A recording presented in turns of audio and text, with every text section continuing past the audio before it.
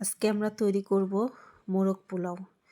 প্রথমে একটা fry pan নিয়ে কিছু পেঁয়াজ কুচি দিয়ে পেঁয়াজটাকে ভাজবো, লাল করে ভাজবো, খুব সুন্দর করে বাদামি রঙের কালার হইলে ভাজবো। ভাজে পেঁয়াজটাকে আমি এখন তুলে নিব।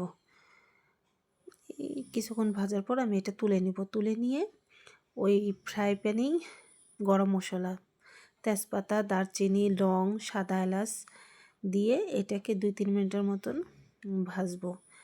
এদিকে ওইদিকে আরেকটা চুলায় রোস্ট হচ্ছে, আর এদিকে পোলার চালটা এখন খুব ভালোভাবে ভাজবো, খুব সুন্দরভাবে ভাজবো যাতে পোলার চালটা ঝরঝর হয়। কিছুক্ষণ 5-6 মিনিটের মতন ভাজার পর গরম পানি, পরিমাণ মতো গরম পানি আমি এখানে দিয়ে দিব। দিয়ে একটু নাড়াচাড়া করে ঢেকে দিব। তারপরে আমার এই যে পোলাও রান্না হয়ে গেছে, সুন্দর ঝরঝর হয়েছে। তারপর উপর থেকে 2 চামচ ঘি ছড়াই দিব।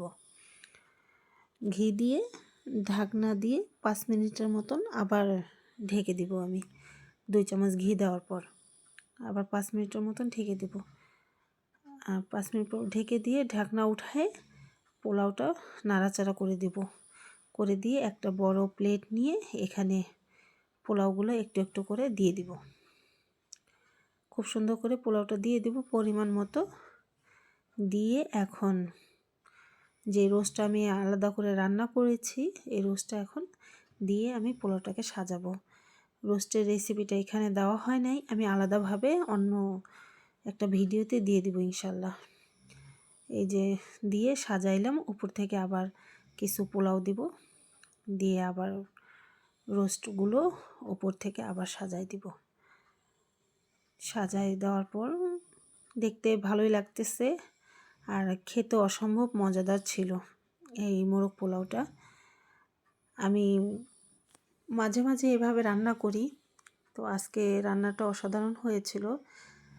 আজকে আমার বাড়িতে মেহমানও ছিল, আর মাঝে মাঝে তো এভাবে রান্না করে মেয়ের বাবাকে খেতে দিতে আমার খুব ভালো লাগে।